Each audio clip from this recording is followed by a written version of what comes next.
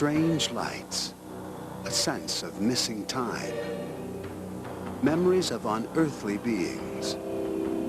Claims of alien abduction are one of the more perplexing phenomena of the 20th century, sometimes called close encounters of the fourth kind.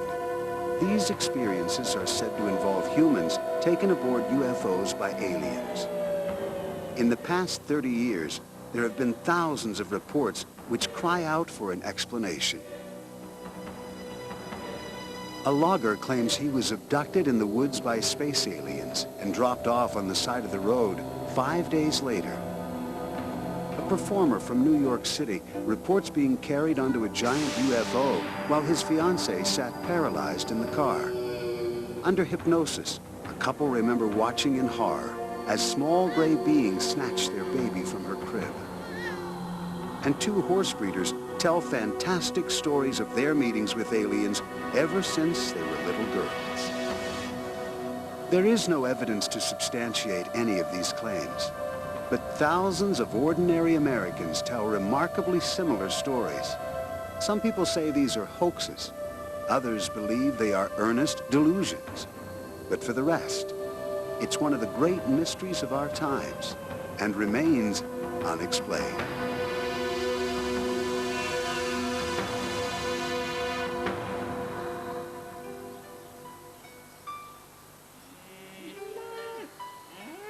One of the best known and most controversial cases took place near Snowflake, Arizona on November 5, 1975, at a time when there were few reported cases of alien abduction.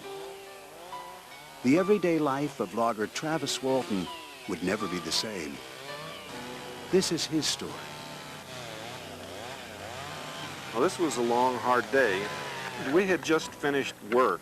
I was tired, but I was looking forward to a long drive home.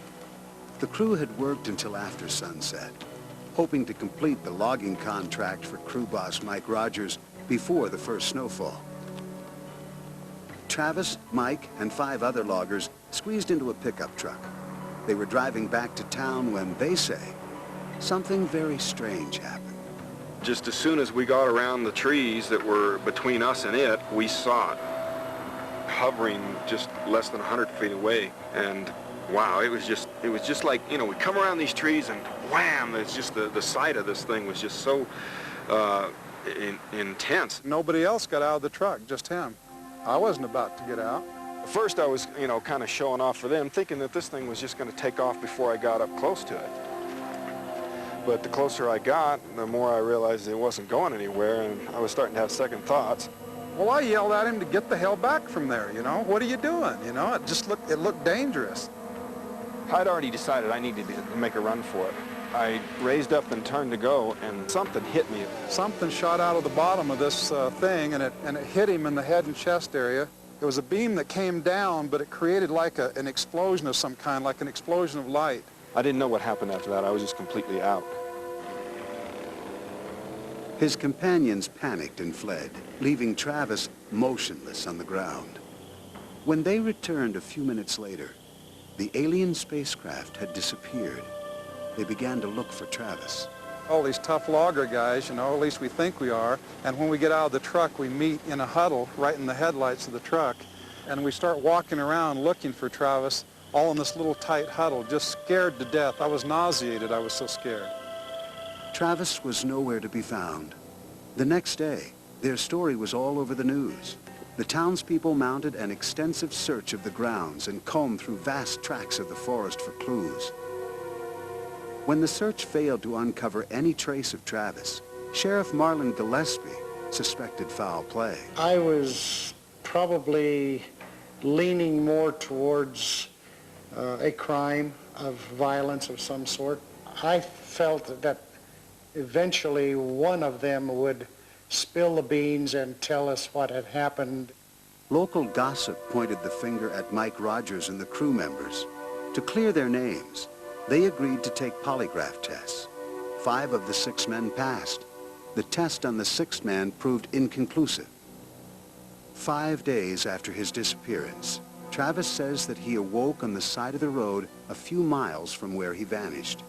He staggered to a phone booth and called home. And then when I found out how long I'd been gone, I was so blown away by that that I was kind of like catatonic for a while. These illustrations by crew boss Mike Rogers depict Travis's account of the events of the missing 5 days. Travis remembers waking up in the spaceship on a table in a sterile room, feeling tremendous pain in his upper body. Suddenly, he says, he was looking squarely into the faces of horrible creatures. It was the most terrifying sight of my life. You know, they were sort of human-like in form, 2 arms and 2 legs, and like that, the human arrangement of features, but they were definitely not human. The eyes, they just seemed to look right into me. There was a sort of an indifference there that I found very frightening. Travis says he sat up, screaming at them to get away from him. He grabbed a nearby object and swung at the creatures who backed out of the room. I was screaming all sorts of threats at them, and I was prepared to, you know, fight my way past them to escape. Travis describes being taken to a domed room that looked like a planetarium. When he pushed the buttons on a chair that seemed to be in the middle of space, he could see the stars. A human-like creature appeared and led him to another room where he encountered similar beings. He says he was eventually led out into a giant hangar that contains smaller spacecraft. My God, he remembers thinking, the sweet Earth could be millions of miles away. In the more than 20 years since the alleged alien abduction, not one of the loggers has come forward with a different version of the story, despite pressure from the media and offers of payment for a confession. But the questions remain. I think that the individuals that were subjected to the polygraph examination seen something that they thought was a UFO. I believe also that Travis Walton was not taken aboard a UFO, but I believe that he truly believes he was. I never set out to just to prove myself or to bring this to the world. It was a worldwide news story when I was returned, and so I really had no choice about it being known. I was just basically, and have been ever since, just reacting to other people's reactions, defending myself against all these accusations and trying to set the record straight. A research scientist at MIT, David Pritchard, organized a scientific conference about abductions many years after the Walton case. He is not yet convinced that the case for abductions has been proved. It's possible that these were caused by real aliens, but the only way that I'm going to believe it, and I don't mean just as a scientist, the only way I'm going to believe it in my heart of hearts is if we can find physical evidence. Nobel Prize-winning physicist Leon Lederman joins other skeptics in saying Travis concocted an elaborate hoax to make money and attract attention. To fake the story is the simplest thing in the world. I mean, we have to be skeptical about things. Why does a person do this? He does it to make money. If you look at the things you have to accept in that story, they're so much more incredible than just saying this guy is out to make a buck. Here I'm struggling to deal with the emotional impact of what I've been through, and then to come face to face with a sort of obstinate and irrational skepticism. People wanting to attack me without even knowing the facts. Though Travis Walton's story was portrayed in a movie based on his book, Travis claims he has profited little from his experiences. The net effect financially has been negative. The net effect on my life has been negative. I do not enjoy the attention or the notoriety. I just wish it had never happened. Travis remains convinced that his experience was real. Though there is no empirical evidence that it did happen, Travis replies there is no proof that it didn't. I'm sentimental, that's all. What's the use in trying not to fall? For New York entertainers Elliot and Deborah Novak, rehearsals are routine. Yet nothing could have prepared them for that long night 13 years ago when they say they were abducted by a UFO. What's the They are just now coming to terms with the full range of their experiences. I remember thinking to myself, God, if they want to take us, let's go with them. I have a fond memory of it is because it felt like a letdown when it was over. Not like I was relieved when it was over. I felt like I wanted it to go on longer, and here I was back, you know, in New York. Television producer, writer, and entertainer Elliot Novak and his then-fiancée, performer Deborah Studer, finished their show at Grossinger's Resort Hotel in the Catskill Mountains at 11 o'clock on August 23, 1984. Within minutes, they had packed their bags and props and were on their way back to New York City via Route 17 South, a trip that would ordinarily take them about 2 hours. Tonight, however, things didn't work as usual. Elliot looked up and saw a set of mysterious blinking lights. He pointed them out to Deborah, and she pulled over. The lights stopped blinking and began to move toward them. Only then did they see 3 separate lights located on the corners of a giant triangle, a dark metallic object. This illustration is Elliot's interpretation of what they saw. It was so large that you couldn't see any sky if you looked left or right or back. It filled your entire line of vision and peripheral vision. It was like the size of a football field. It was the best way I could describe it. The object moved over the car without making a sound and suddenly stopped, bathing them with an intense bluish-white light. I remember at one point seeing a flash of light and then nothing. I do remember the feeling of butterflies in my stomach and as if you were in a small plane that was going up and down and changing altitude. The next thing they remembered, the object was gone. The passenger door was open and Elliot's legs were hanging out. But there was something even more puzzling. I raised myself up and closed my pants up. I had no idea what was going on, why my pants were down, what I was doing with my legs out of the car, why Debbie didn't say to me, "What are you doing with your legs out of the car with your pants down?" Nothing. We said nothing to each other. We just drove on. They arrived back in New York City about an hour and a half later than usual. In the morning, Elliot woke up feeling a strange soreness in his groin. The aftermath the next morning of being sore down there and having bruising on my thighs and on my legs and on my groin, and I urinated blood that morning for the only time in my life, the only time this ever happened to me. Oddly enough, an article in the New York Times the next day provided details of similar UFO sightings reported over a period of months by thousands of residents in the Hudson Valley. Accounts of a gigantic triangle with lights in the summer skies. Science educator and author Philip Imbrogno says he was one of those who saw the 3-cornered spacecraft. He has gathered more than 7,000 reports of related sightings in the area. Among these were more than 175 reports of abductions. Number of cases that offer good data. We're talking about people who are looking for publicity, people who have passed psychological testing and so on. The number in the Hudson Valley is still staggering, well over 175.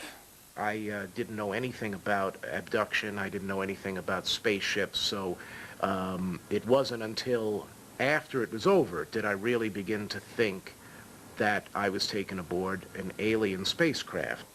In 1984, the Novaks were certain of the UFO sighting near Grossinger's in the Catskills. But it wasn't until February 1997, 13 years later, that they would consider the possibility they might have been among those abducted in the Hudson Valley.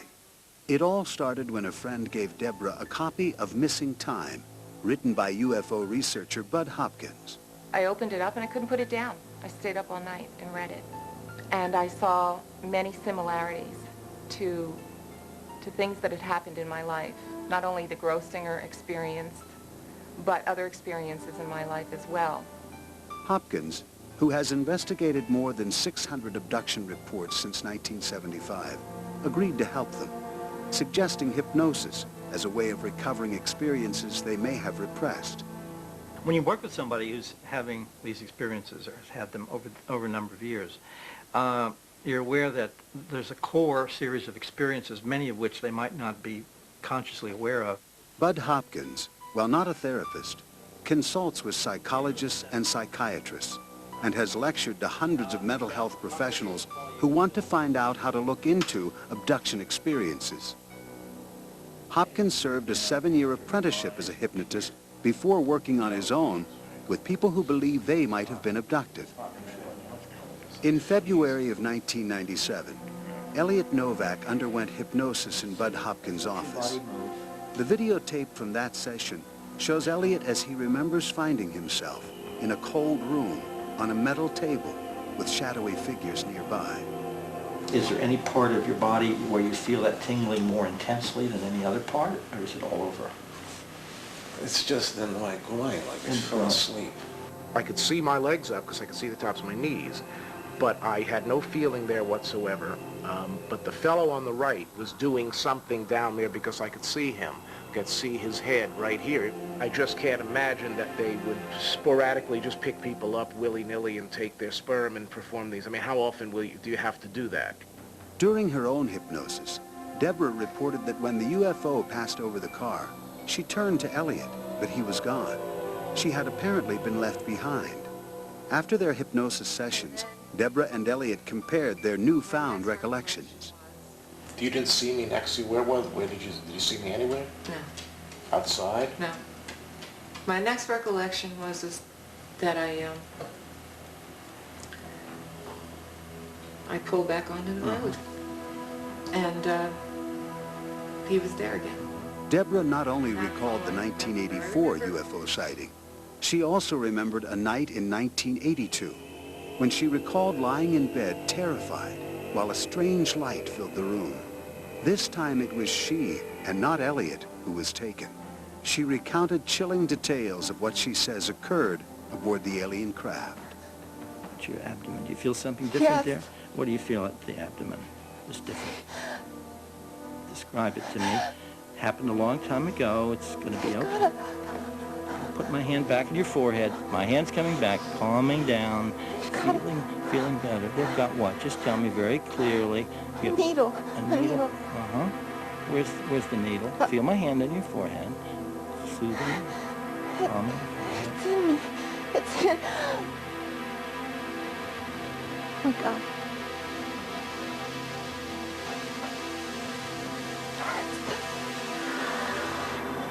Critics say that the alien abduction experience is invented when a person is under hypnosis, and that hypnotists plant the abduction stories when a person is in a vulnerable state of mind.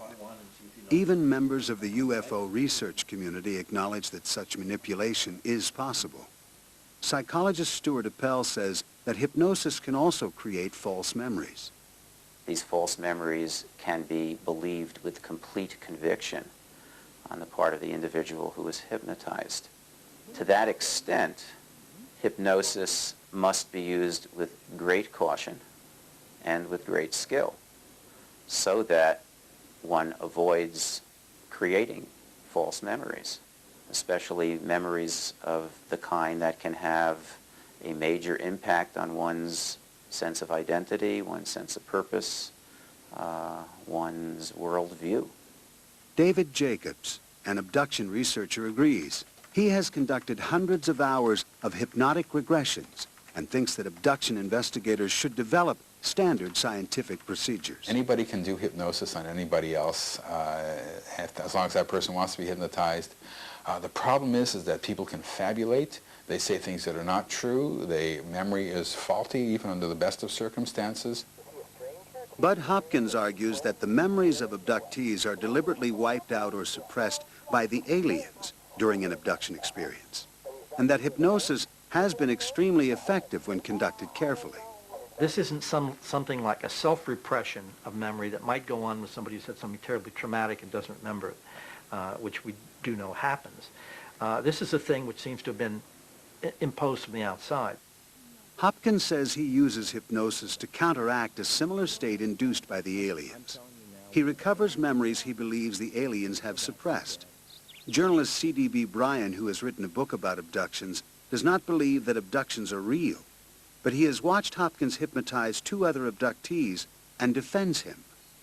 I've watched him try to lead them, to demonstrate to me, for example, that you cannot make them say something that they don't want to say.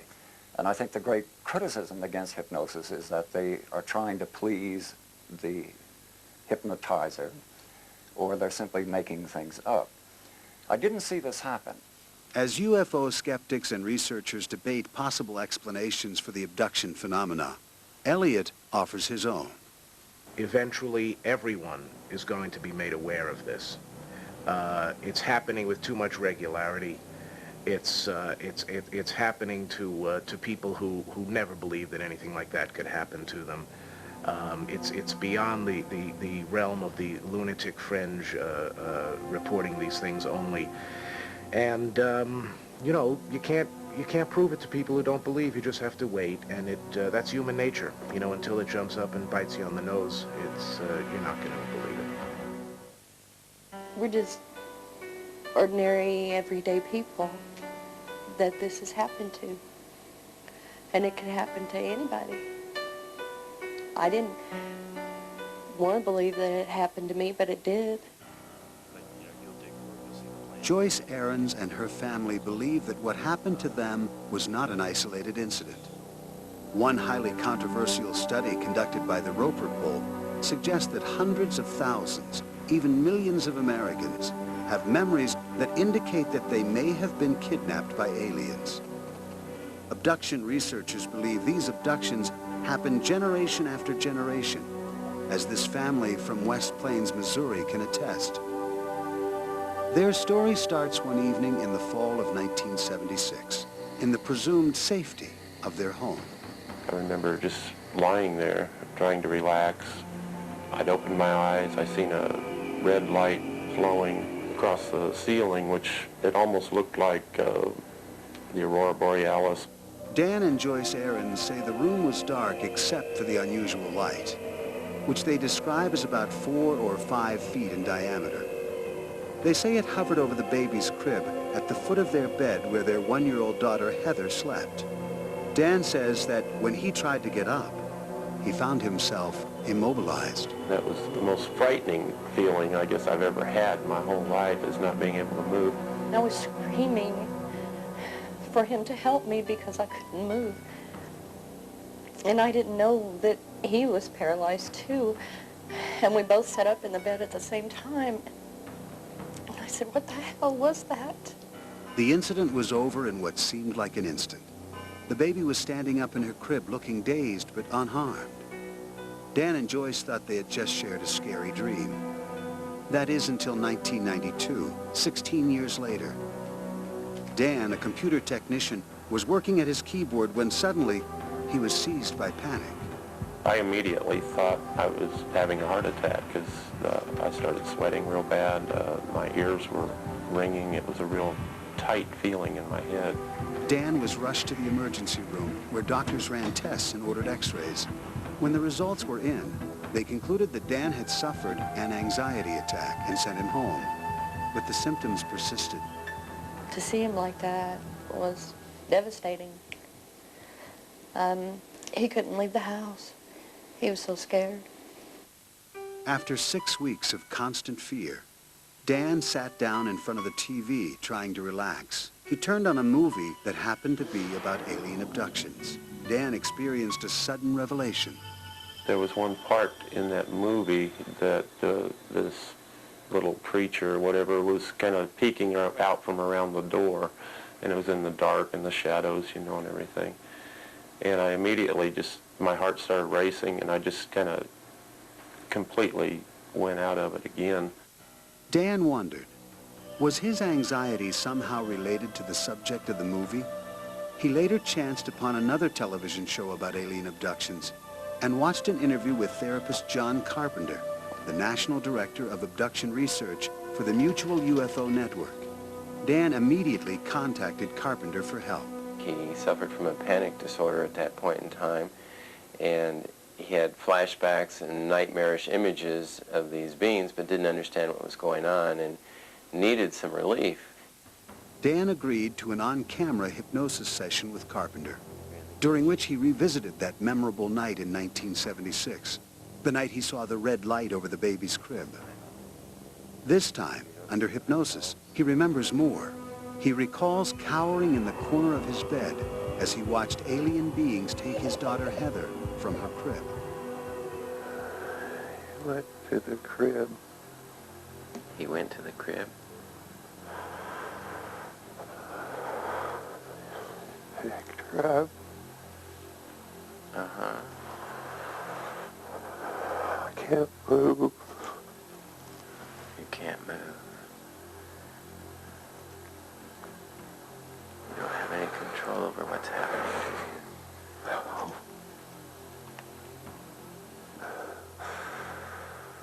What do you see happening now?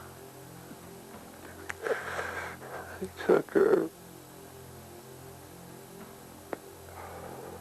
He took her. Under separate hypnosis, Dan's wife Joyce recalled the same sequence of events. They both say little beings marched them outside, and together the family was floated onto a spaceship. I never wanted it to happen to my children. I didn't realize until later that it had. But when they took her, I couldn't do anything. Heather, now 22 and married, remembers a series of abductions beginning in childhood, when she was forced to play telepathic games with the aliens. How do you play the game? If I pick up that one, he'll let me go.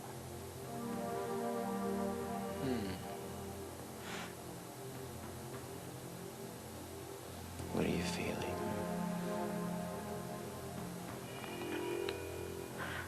I want to go home. Mm-hmm. What does he tell you about that? If I pick it up, he'll let me go. The Aarons family believes alien kidnappers have not only intruded in the lives of their children, but are now visiting one of their grandchildren. He calls them his little buddies that come in his room and play. He said he wanted to watch the ship leave. I'm not going to tell him that it's not real because it is real. Skeptics would say that Dan, Joyce, and Heather could have constructed their stories together before hypnosis. But then they'd have to know how to answer the trick questions and the leading suggestions which I provide. Plus, there are many details they wouldn't know about that we would be looking for as markers for truthfulness and reliability with other abduction data. Researchers also believe abductees are sincere because of another consistently reported feature of abduction accounts: the insertion of alien implants. I turned my head to the right, and this taller being came over. And he kept telling me that it would be okay, that they wouldn't hurt me. And then they took this very long needle, and they put it up my right nostril, and I closed my eyes when I heard it crunch. And then I became very calm. Objects said to be these implants have been recovered. MIT's David Pritchard has examined the composition of one of these reported implants in a laboratory and contends there is absolutely no physical proof of alien activity. If we don't find physical evidence, and we haven't, then we have to lump this in the category of fairies, elves, near-death experiences people report, or we're going to be back to the days of the medicine men running our society. With the help of hypnosis, Dan's anxiety subsided and he returned to work. But what once seemed out of this world has now become a part of his life. If this is some sort of mental thing that's happening to people, then why aren't they out, why aren't the scientists or the doctors or whatever trying to find a cure? Two Virginia women report extraordinary stories of being abducted together by aliens for more than 40 years. Anna Jamerson and Beth Collings, not their real names, claim these so-called paired abductions are ongoing to this day. Beth is a professional horse trainer, lecturer, and farm manager. She works for Anna, who owns a horse farm, and is also a consultant for the U.S. Forest Service. I'm not entirely sure how many experiences Anna and I shared. We can account for somewhere close to 30 or 40 from early childhood. On a December evening back in 1991, Beth was headed for Anna's farm where she lived while teaching horseback riding.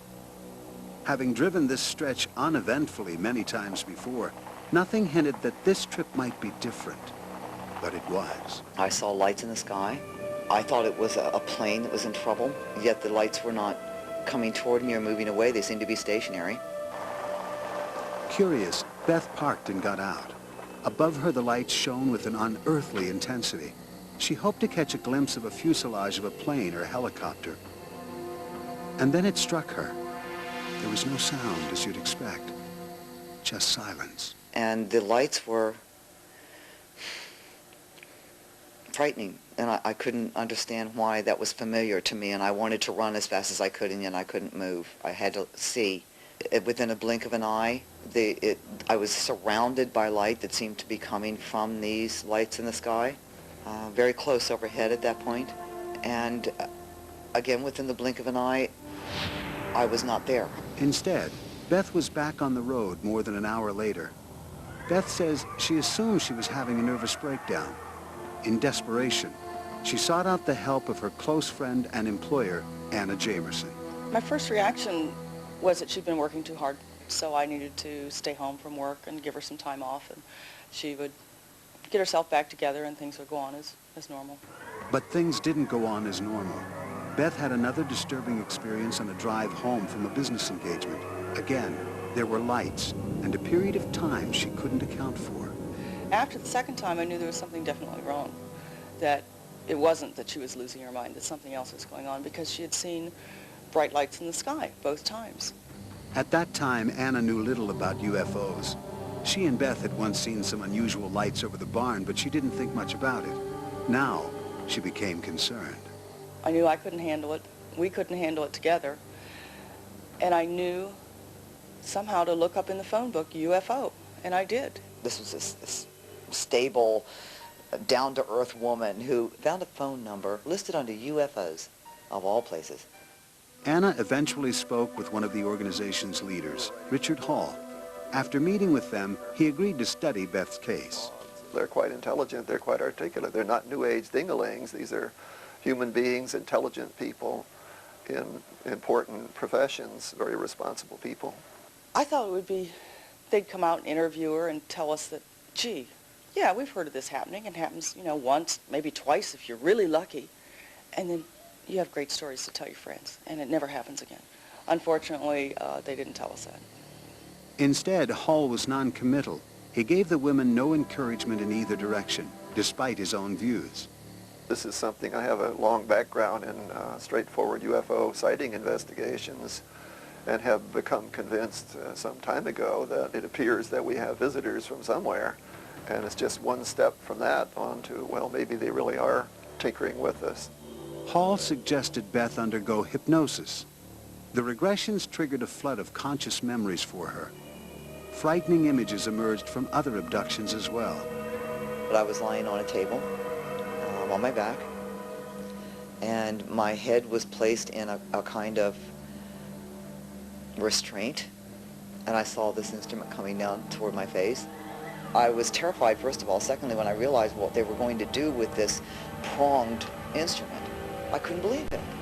Beth claims she could feel the pressure of her eyeball being pulled free of the socket, and that it was extremely painful.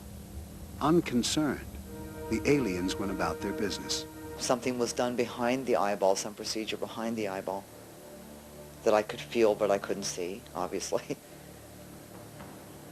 The eyeball was then in some way reinserted or replaced in the socket. Beth's accounts were disturbing, yet equally striking were Anna's strong emotional reactions to them. Hall suggested that she, too, undergo hypnosis. I screamed because right in front of my eyes, the first thing I saw when I was hypnotized, and she took me back to the time when the headache started, I had huge black eyes right here in front of me. unsettling flashbacks, dreams, and partial memories. Many concerning, disturbing medical procedures are typical of those who believe they've been abducted. They seem to continue to put probes and either inject stuff or take stuff out of the back of my head from my brain. They ram stuff up my nose. They have burst my eardrum. I've had holes in my head, behind my ear. I've had stuff injected into my veins in my arms. Skeptics of alien abductions often point to the seemingly crude nature of the medical procedures described by Anna and other purported alien abductees. Is this further evidence of the human imagination at work? In every case, what the people report are a distillation of their own experiences. You know, the flash of light, the blinding light, the beam that pulls you up, and so on. These are your own experiences. This may not be the way a real advanced civilization would do it. And skeptics ask, why would the aliens invest time and attention in duplicating such trivial experiments? If there's a superintelligence out there, they don't have to abduct people. They can know everything there is to know from one drop of blood by one person. I will say that in the case of Beth and Anna and many other abductees that we've studied around this area, we have seen physical evidence. We have seen the markings on the body that are so common. Critics say that the markings Hall refers to may well be ordinary scars and not compelling evidence of alien contact. In fact, as Hall admits, there is no physical evidence that would stand the test of scientific scrutiny. Even abductees have their doubts. I'm always questioning the validity of my experiences. I'm always questioning what I remember, because memory is in itself fallible. I don't think it's likely that we're going to find proof, absolute proof in a strict scientific sense, that people seem to demand anytime soon. But even without evidence, Beth and Anna claim to have been snatched a combined total of over 100 times. They believe that often they were abducted together. The same things will happen to us the same nights. When we're abducted, we'll go through the same program together, but there are still times when she'll be abducted and I won't, or I'll be abducted and she won't. Or once we're abducted together, we'll be separated somewhere during the experience and then come back alone. Together or alone, Beth and Anna say one thing seems certain: the abductions will go on. People who claim to have been abducted by aliens remember many similar medical procedures. According to Beth Collings and Anna Jamerson, some of the experiments include alien-induced pregnancies. The procedure for pregnancy was insemination, a form of insemination.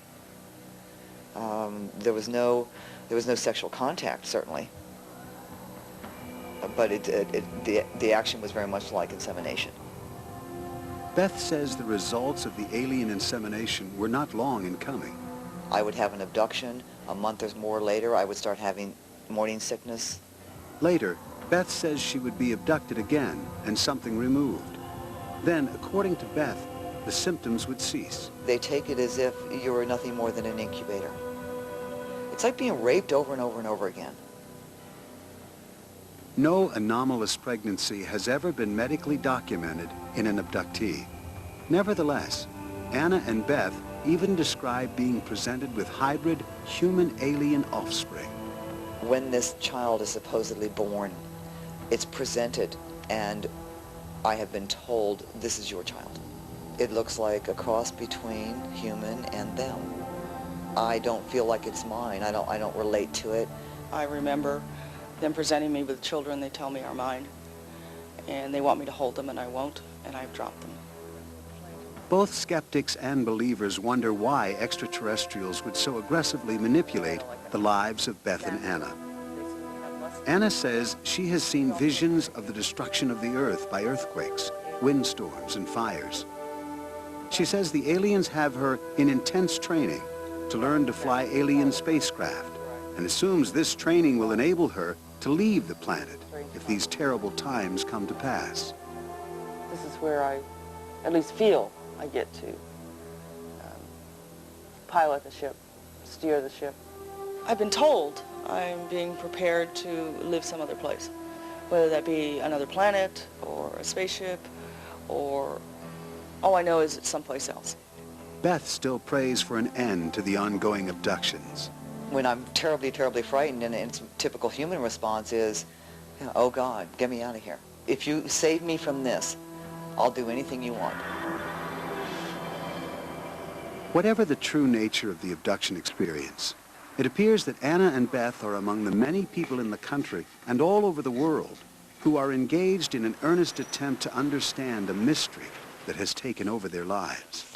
I get angry at them, but yet I want to know more about them.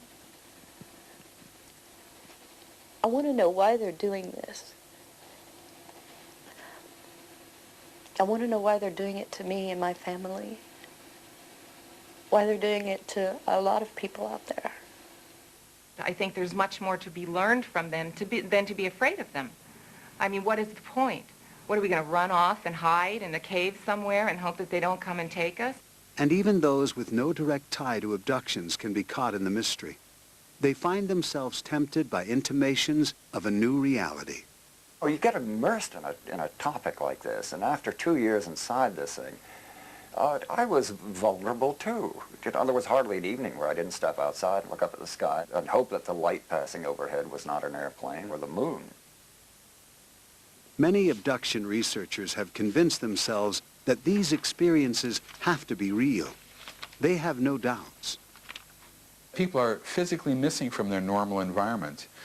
Police have been called, search parties have been sent out, distraught mothers have been in hysterics, where's my children? All of this is part of the abduction phenomenon. And not only that, people come back with unusual marks on their bodies and scars on their bodies that weren't there literally the day before or an hour before. Scientists who have closely studied the abduction phenomenon are not convinced. They question much of the evidence. Some experiencers report strange scars, but many people report strange scars, that is, scars that they do not remember the origin of. Others might report implants, but when such implants have been extracted, they so far have not indicated anything unusual. So, in the face of this consistent lack of evidence, the people who are claiming, oh, aliens are real and we have plenty of physical evidence, just are not facing the facts, and I think are being very irresponsible. Despite arguments about the nature of the evidence, the abduction phenomenon defies explanation by both believers and skeptics. For instance, psychological and medical tests have shown that people who say they are abductees are not more fantasy-prone or suggestible than the general public. They do not suffer more from sleep disorders or multiple personality disorders.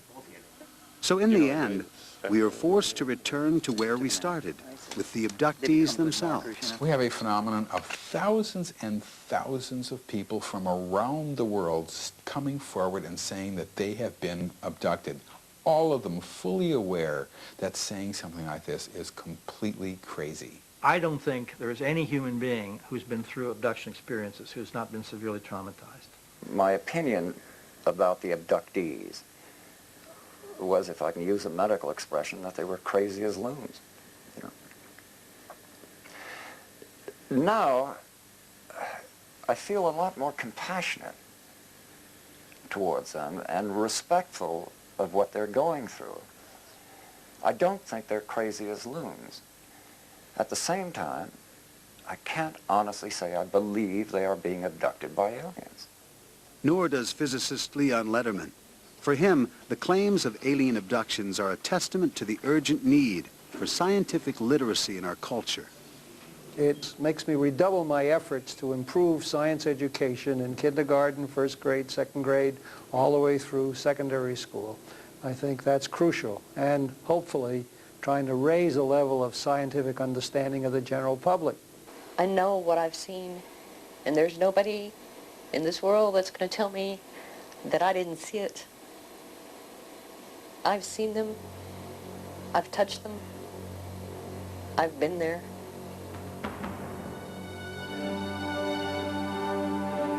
Here are people who believe they've been taken to a reality that is not ours. They have traveled to a world that they cannot understand, a world that remains unexplained.